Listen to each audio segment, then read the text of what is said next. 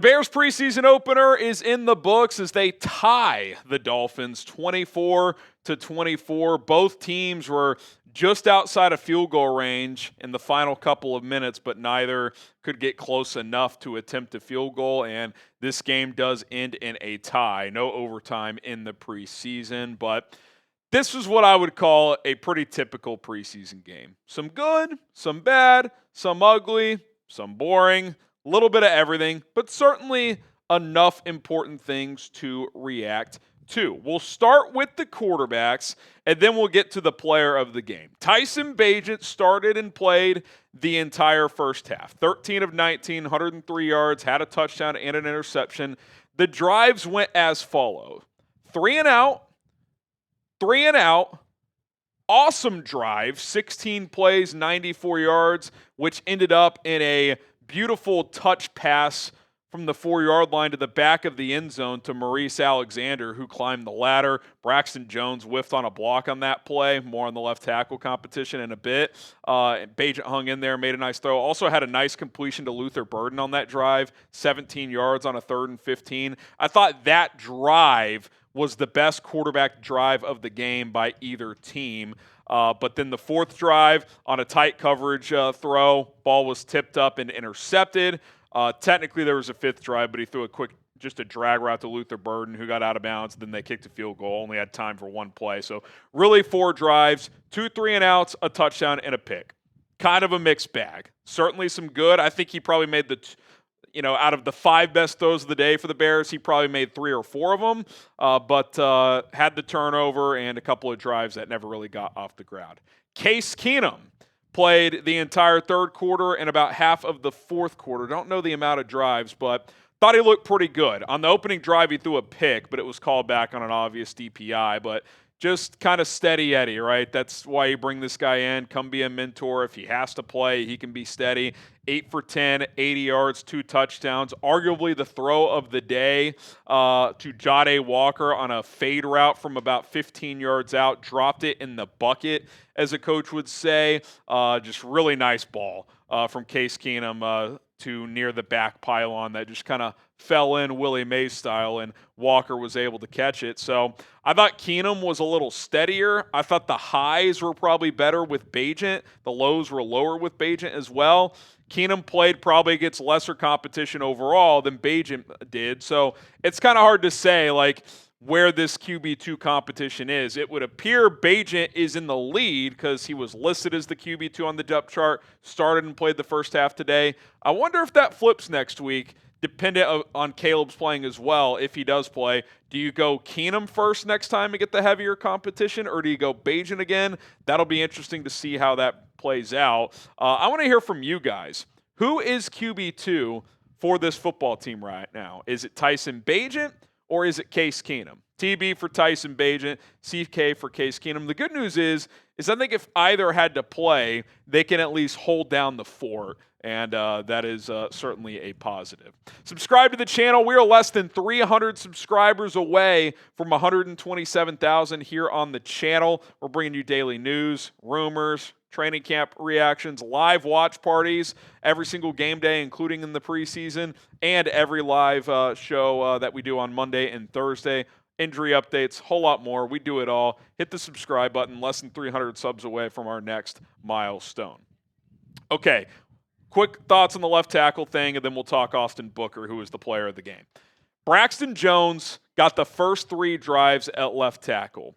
Nothing glaring either way until he whiffed on that 4th down touchdown pass from Tyson, which was a nice play by Tyson to hang in there because Braxton got beat on an inside release, and Bagent had to get rid of it probably quicker than he wanted to. So it felt like outside of that rep, Braxton was fine in real time. I'll have to go back and look at individual snaps. And then Ozzie Trapillo, I'm not sure anything stood out one way or the other either. By the time he got in there, you're with 3rd-string offensive linemen, so it's hard to say. I was a little surprised that Braxton got the first 3 drives at left tackle, and then they went to Ozzie for 2 or 3 possessions, which bled into the second half. I thought maybe they would alternate drives, but maybe they just wanted guys to get into a rhythm and not, shuffle in and out after a few plays and Plus, when you factor in the first 2 drives were 3 and outs, that would be quick kind of back and forth if you went that route. So I'm not sure where this competition sits at this point. I don't know. I would guess after they review the film, if they hadn't decided who the guy was heading into this game, I'm guessing nothing from this game ends that competition one way or the other. So Braxton Jones, Ozzie Trapillo, my guess is that competition is going to be ongoing at this point in time, and we will see where it all ends up playing out. Now, we do have some Caleb Williams jerseys available as well. Then we'll talk Austin Booker, trying to get a graphic loaded for you guys. But Caleb Williams jerseys, $100, limited time only, chatsports.com/Caleb jersey. That link is in the comments and in the description of this video, chatsports.com/Caleb jersey. Click and shop today. Get yourself a Caleb Williams jersey, and hopefully he ends up playing in the next game for the Chicago Bears, but it sounds like that is to be determined when it comes to the Chicago Bears. So chatsports.com/Caleb jersey. We're having some graphical trouble, but I'll just start talking about Austin Booker here as he was the player of the day.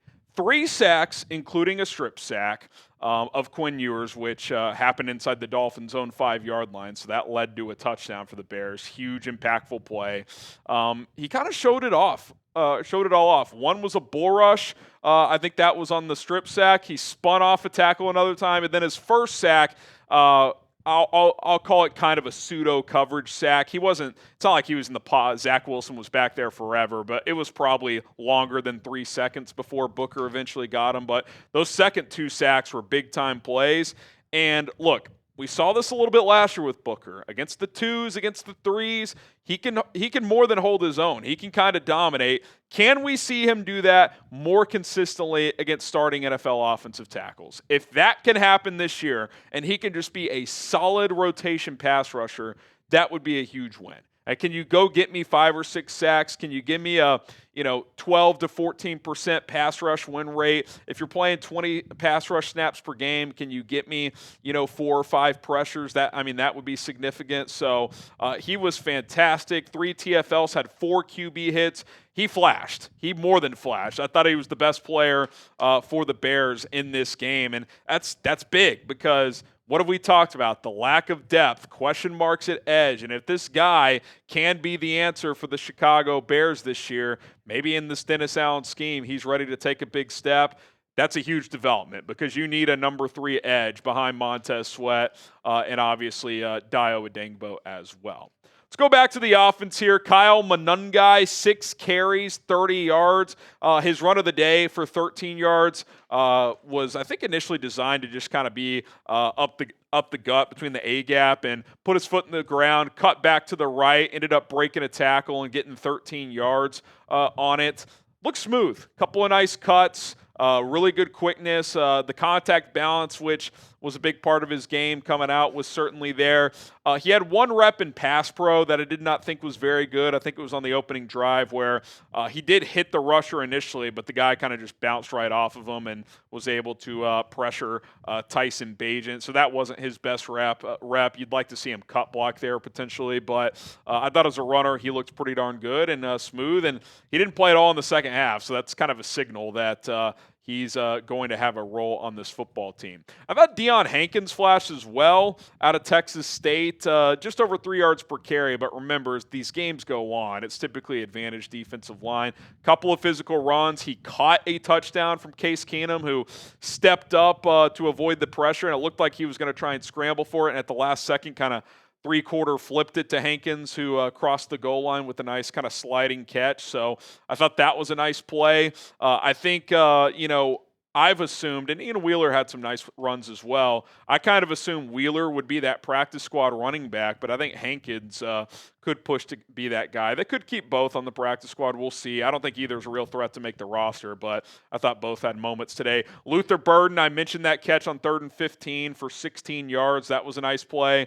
Also caught that drag route to give them a field goal attempt late in the half, and Santos boomed it in from 57, and it looked like it was good from 63, 64. So good to see that from Cairo. I'm guessing he had the wind advantage at his back there, but still, that was a nice, strong kick. But Burden looked smooth. He was open a couple of other times. It looked like at one point on that drive that resulted in a touchdown. A few plays earlier, there was a bootleg to the left for Tyson Bagent. He just threw it underneath to the tight end to get down to about the 3-yard line. Looked like Burden was starting to streak open on the backside, just inside the back line of the end zone. So if Bagent had looked back there, might have been able to hit him for a touchdown. There was another play on a slant that Bagent threw the ball too high where he was open. So smooth customer. He's a guy that's going to be able to make some plays for you as well. Now, Caleb Williams did not play in this game. I want to know from you guys, should he play in the next game? Type Y for yes, or you could type in for no. Give me your thoughts down in the comment section. Should Caleb play next week? It sounds like at some point he'll play in the preseason, but again, next week they have a joint practice with the Bills on Friday. Game's on Sunday night, so maybe they view that as a long enough wait period after the joint practice where they would consider putting him out there. A couple other thoughts and players I want to mention. Jahdae Walker, I thought had a nice day. 3 catches, 41 yards, caught that fade ball from Case Keenum. Had a chance to catch another touchdown from Case earlier in the game. I wouldn't call it a drop, but it's a play you'd like to see him make where he had to leap from the back line, but his feet were going to come down in, and he got his hands on the ball, so you'd like to see that. Devin Duvernay, 3 catches, 27 yards. Had a nice timing route from Tyson on that long touchdown drive. It was about an 18-yard deep out, so that was a nice play. Maurice Alexander, I mentioned him, caught the touchdown in the back end of the end zone. Also had a nice return at one point. Quickly on special teams, the coverage units on kickoff and punt were terrible. They had several kickoff returns past the 40 and multiple good punt returns. It was not a good coverage unit day from Richard Hightower's group, so he's going to have a field day with that. And then one last player I'll mention is Noah Sewell. On the opening drive, he had 4 or 5 tackles, ended the game with 6, and on a 4th and goal at the 1, absolutely shot the gap out of a cannon and stuffed the Dolphins running back for a loss of 3 to get that goal line stop. I think he's ahead of Ruben Hippolyte pretty clearly today, at this point, and he's going to be your 3rd linebacker right now. He looks good, too. Quick, explosive. Had a peanut punch, too. The ball bounced out of bounds, but that was a nice little splash play opportunity that he created. So Noah Sewell looks like he's taken a jump in this defense after 2 pretty quiet years to start his career. So good for him overall. Last mention I'll say is Travis Homer limped off at one point. Don't know his status, but already a little thin at running back with Roschon Johnson banged up as well. They signed Britton Brown, or they're going to, it sounds like, after working out 4 running backs. So just a little piece of news to keep an eye on.